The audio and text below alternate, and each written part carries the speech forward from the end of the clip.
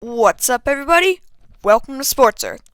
In this video, I will be revealing my Week 7 college football top 25, and I will be adding some new things to these ranking videos.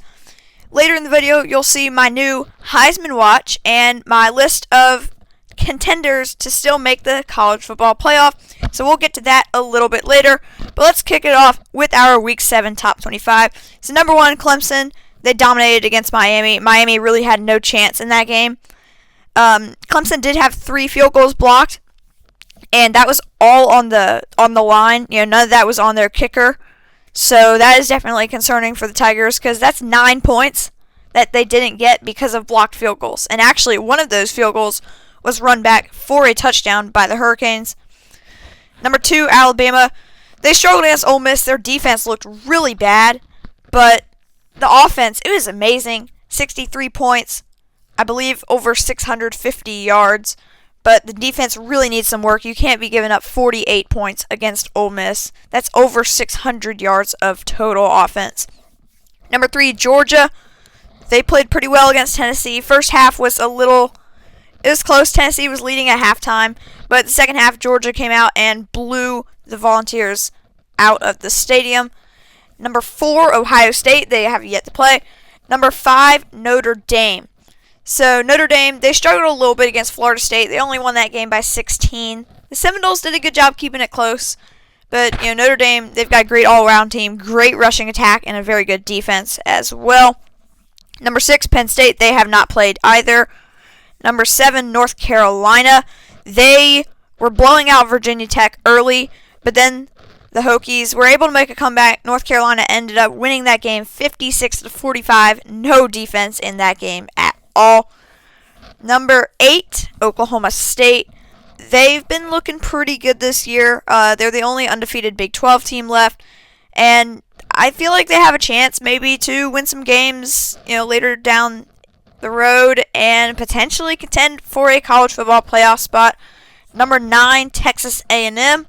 A&M got a big win over at the time, my 3rd-ranked Florida Gators.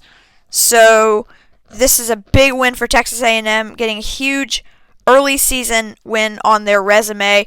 And, they have a bunch of big games left, and if they can run the table in the SEC, they're going to be contenders for the college football playoff. Number 10, Florida. We just talked about them. They lost to A&M. That was an excellent game. Both Kellen Mond and Kyle Trask played great at quarterback for each team. But A&M was able to win 41-38. Florida, though, they're still a great team. Amazing offense. Their defense has struggled a bunch this year, though. So they are going to have to work on that. Number 11, Cincinnati. They've looked great this year. They haven't played a bunch, but they've looked great this year, and they've earned their spot as the top-ranked Group of 5 team. Number 12, Iowa State. They obviously had that win over Oklahoma a couple weeks ago, and other than that loss to Louisiana, they've looked really good this year. Number 13, Auburn. They probably should have lost that game against Arkansas. That spike by Bo Nix was backwards, which should be a fumble, and Arkansas would have recovered that and won the game. But Auburn hit a game-winning field goal against the Arkansas Razorbacks to win the game. But they probably should not have. That probably should not have been a win for Auburn. Number 14, Oregon, and 15, Wisconsin. Neither of them have played yet. Number 16, Miami. They were flat out dominated by Clemson on Saturday night. There's no other way to put it. 41-17. It was an ugly blow. Actually, no, it was 42-17, I think. Okay, either way, it's something in there, the 40s, 17.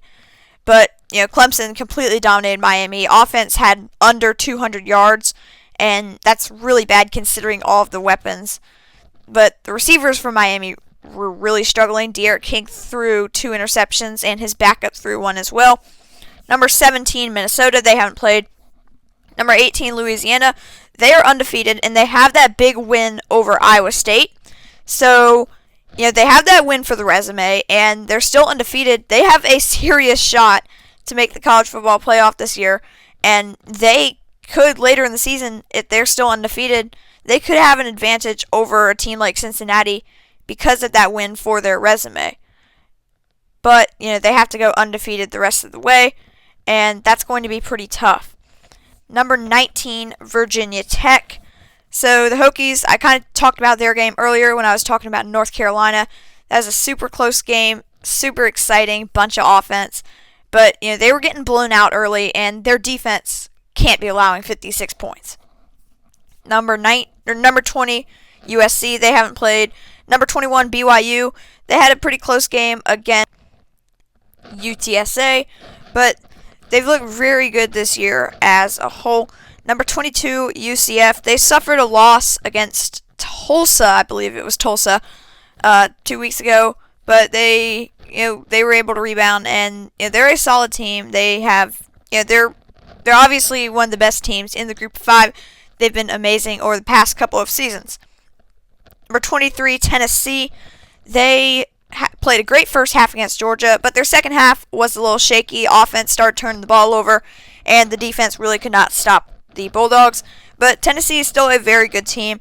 Number 24, SMU, they are undefeated. They picked up their big win against Memphis, and that offense is super explosive with Shane Buechele leading the team. And number 25, Marshall, they've been really quiet this year. They've been sort of flying under the radar, but they're undefeated, and they've been playing really well. Quarterback Grant Wells has been playing excellent. And now for the top games of the week. Pitt at number 16, Miami.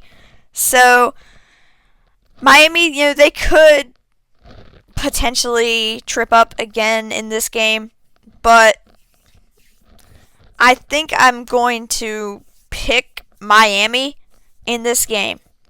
I don't know, though. It's going to be tight, but I don't feel like Miami is going to lose this game. Pitt's a very talented team. They have an excellent defense, but I don't think Miami is going to lose 2 big games in a row. Number 13, Auburn at South Carolina. Auburn, they've been kind of disappointing this year. They should have lost to Arkansas, and they got blown out by Georgia. They really should be 1-2 right now. So I don't think this team is as good as we thought they were going to be in the preseason. But I think they'll still get this road win at South Carolina, because South Carolina is not that great. They're one of the worst teams in the SEC. Kentucky at number 23, Tennessee. So this game's interesting. Tennessee's in a similar situation to what Miami's in. They're coming off a big loss, and they have a potential upset at home ahead of them. But I feel like Tennessee is going to be able to win this game. It's going to be super tight, though. Kentucky, they're a really talented team. They're super consistent. But I do not think that Tennessee is going to lose. And next, we have... Oh, okay, that's supposed to say number 22, UCF. So we have number 22, UCF at Memphis. This is a matchup of 2 one-loss American Conference teams. And I think UCF is going to get this road win, actually. I just feel like they're too talented for Memphis. But Memphis is a super good team. The point spread, I believe, is 2.5 favored UCF. And I think it should be around that. I think it's going to be a super competitive, high-scoring game. Number 9, Texas A&M at Mississippi State. This game should also involve a lot of points. You got Mike Leach's offense heading up against Kellen Mond and the Texas A&M Aggies. I think A&M's going to get this road win. Mississippi State, they looked really bad last week. They did not score a single point on offense against Kentucky. But I think that's going to change. I think they're going to score a lot of points in this game, but I don't think it's going to be enough to win. And for potentially the game of the year, 3rd-ranked Georgia at 2nd-ranked Alabama. So we do not know if Nick Saban will be coaching this game because he tested positive for the coronavirus. But he has a chance if he can get some negative tests. There is a chance that he could be coaching. So that's going to be a big impact for Alabama. Bama is a 5.5-point favorite. So it's going to be a super interesting matchup. Their offense against Georgia's defense, probably the best units on each. I'd say Bama is the best offense in the NFL, or in in college football, and I'd say that Georgia has the best defense in college football. So that should be a super interesting matchup. We'll have to see if they can contain guys like Jalen Waddle and Naji Harris. And then Alabama's defense, we talked about how bad they were last week against Ole Miss. So we'll have to see if Georgia can take advantage of that. But, Georgia, they're a lot more of a, not necessarily slower tempo, but they're a lot more, I'd say, organized and not as like explosive as Ole Miss. So this is definitely a much easier matchup for Bama compared to the Ole Miss game, as far as having to play against that certain offense. I think Alabama's going to win this game regardless of whether Saban is on the sidelines or not. I just feel like they're going to be able to outscore Georgia. I just don't think Georgia's going to be able to score enough points to win the game. So now for the biggest movers, A&M. Texas A&M is up 5 with their win over Florida, and LSU has dropped out of the rankings with their loss to Missouri. They were super close to winning that game, but they couldn't pull it out in the end. So they're now 1-2, and they've dropped out of my rankings. So teams that dropped out, LSU and Texas. Texas lost a 4 overtime thriller to Oklahoma, and now they have 2 losses on the year as well. And then teams new, Marshall. I believe Marshall was in the rankings earlier this year, but I think they only got kicked out because of the Big Ten coming back in. So Marshall's back in, and they should be camping out until they lose. My top game from week 6, I've already talked about it. The 4 overtime thriller, 53-45 Oklahoma victory over Texas. Sam Ehlinger threw an interception to lose the game, but he played an amazing game. And Spencer Rattler, after being benched, came back in and he played lights out in the second half. And Oklahoma, they picked up a huge win, 4 overtime victory. That was definitely the best game of week 6. So now on to something new, my college football playoff contenders and my Heisman Watch. So these are going to be weekly things that will be added to this video. And basically, for the Heisman Watch, it's just the top 10 players most likely to win the Heisman, in my opinion. For basically, if I had a ballot, what my ballot would be week to week. And then just a list of teams that are still in contention for the college football playoff. So, there's probably going to be a couple teams weeded out every week. So let's head on to that. Okay, here we are. So this is my Week 7 college football Heisman Watch. So the Heisman Trophy is given to the most outstanding player in college football. So here is my top 10 current Heisman contenders. At number 1, Clemson quarterback Trevor Lawrence. This should not be a big surprise to anybody. Lawrence has played amazing this year, and he should have another big game against Georgia Tech this weekend. Number 2, Mack Jones. He's been the same way. He's played lights out. And, he's got a bunch of weapons around him, and he's got a great running back as well. So he should have a tough task against Georgia. If he can get past this Georgia test and look pretty good, he might have a chance to jump over Lawrence. He's looked that good this year. And number 3, Kyle Trask, Florida quarterback. He's surprised a lot of people with how explosive he has made this Florida offense. And, he's been thrown to tight end Kyle Pitts a bunch. And I feel like Kyle Trask has a chance to win this thing. He's been looking amazing this year. Obviously, his team did lose to A&M, but none of that was his fault. He threw for 4 touchdowns and no interceptions. Number 4, I have Clemson running back Travis Etienne. So Etienne started off the season a little bit slow, but he had a big game against the Miami Hurricanes, and he's been doing a bunch in the receiving game, way more than we've expected. But Clemson, they don't have as good of a wide receiver group as they have had in past years. So Etienne is going to have to become a big part of this passing game if, they're going to succeed and, potentially win a national title. So Etienne, he's been amazing in the passing game and obviously in the rushing game as well. So number 5, Naji Harris. He had over 200 rushing yards and 5 rushing touchdowns against Ole Miss. Don't expect him to keep up those type of numbers week to week, but that was just insanely amazing. I considered putting him above Travis Etienne, but I decided not to. It's definitely close between those 2 running backs. They are by far the best 2 running backs in college football at this point. Number 6, Justin Fields. So he is the only player on this list who has not played a single game. He is the Ohio State quarterback. Last year, he was a Heisman finalist. And this year, he's expected to contend for this Heisman Trophy. I just don't know how much playing 8 games will affect his chances at this trophy. So I decided to debut him at number 6. But, expect him to be in that mix, in that 1-2-3 range by the end of the season. Number 7, we have our first non-Power 5 player, BYU quarterback Zach Wilson. So Zach Wilson, he's been playing insanely well this year, by far one of the best quarterbacks in college football, and he's led BYU to an undefeated record so far in this season. Number 8, Florida tight end Kyle Pitts, receiving touchdowns galore, by far Kyle Trask's favorite target at Florida. And, Kyle Pitts, he's potentially going to be the number 1 tight end drafted in the 2021 NFL Draft. He's definitely backing up the hype that he has been receiving as far as being one of the best tight ends in college football. He's been playing insanely well this year. Number 9, Shane Buechele, SMU quarterback. So SMU, they've had one of the best offenses this season. They had one of the best offenses in college football last season as well. And, this season, expect a bunch of the same. And Shane Buechele so far has looked great. Number 10, Iowa State running back Breece Hall. There are a couple people who could have gone here, but I chose Breece Hall. He's really been carrying that offense. Brock Purdy has not had his greatest season so far. And, Breece Hall, he's been playing great. He came in as the starter once David Montgomery left for the NFL, and he's been playing great. 2020 is definitely the year of Breece Hall. Expect him to be on this list for a long time. He's just that good. I think he's going to have a chance to climb this list. And if Iowa State is able to keep winning games, that's really going to benefit him in this race as well. So now on to the list of college football playoff contenders.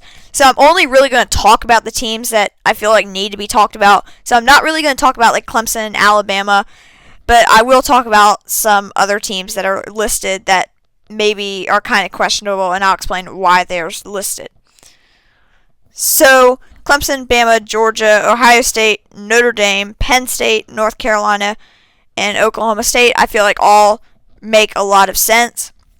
Texas A&M, they lost to Alabama. They got blown out, but they have a big victory over Florida on their resume, and they still have a bunch of big games left in the SEC. So if they can run the table, they definitely have a chance to make the college football playoff. I can't see them being eliminated this early in the season. Same thing with Florida. They don't have that big win yet, and they did lose to Texas A&M. But look at what they still have left on their schedule. They have plenty of chances to get a big win on their resume, including a showdown against Georgia. So if Florida can win out, they will be potentially a favorite to make the college football playoff. Cincinnati, I feel like this early in the season, it's too early to be eliminating Group of 5 schools, especially given that the Big Ten and Pac-12 have not played yet. So Cincinnati, they're undefeated, and they're my highest ranked Group of 5 school. Auburn, they lost to Georgia. They're in a similar situation to Texas A&M and Florida. They've got a bunch of big games left and a bunch of chances to run the table. Oregon, they have not played yet. Wisconsin, they haven't played. Minnesota, Louisiana, they're an undefeated Group of 5 school, and they have that big win against Iowa State that I talked about earlier. And that is actually why Iowa State is not on this list, is because of their loss to a Group of 5 school in Louisiana.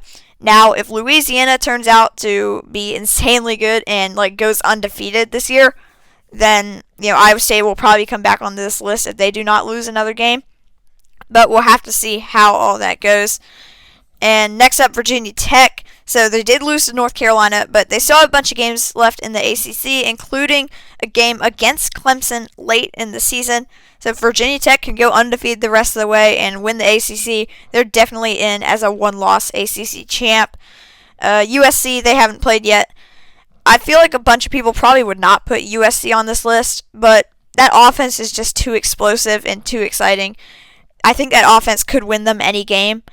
But the Pac-12, I don't know how much they're going to really be considered this year, given they're only playing 7 games. So that should be interesting to see, just especially once we get the first official college football playoff rankings from the committee to see where these Pac-12 teams are ranked. So next up, BYU, they're undefeated. Tennessee, they're in a similar situation to those other SEC schools. They just have so many big games left and so many chances to pull off upsets and run the table. And SMU, they are another undefeated Group of 5 school. So that is 21 teams that, in my opinion, still have a chance to make the college football playoff. So expect a couple teams each week to be farmed out. It just depends on how games go. So obviously the loser of Bama Georgia will not be eliminated because it's the SEC and they just have so many big games left. But it definitely will hurt whoever loses, especially if it is not a very close game. But that is going to wrap up my Week 7 college football rankings video. So make sure to like this video and subscribe to the channel. Let me know in the comments what you think about my Heisman Watch and college football playoff contenders list. So that will be updated weekly. And make sure to check out my gaming channel. It will be linked in the description. And I'll see you guys next time here on Sports Earth.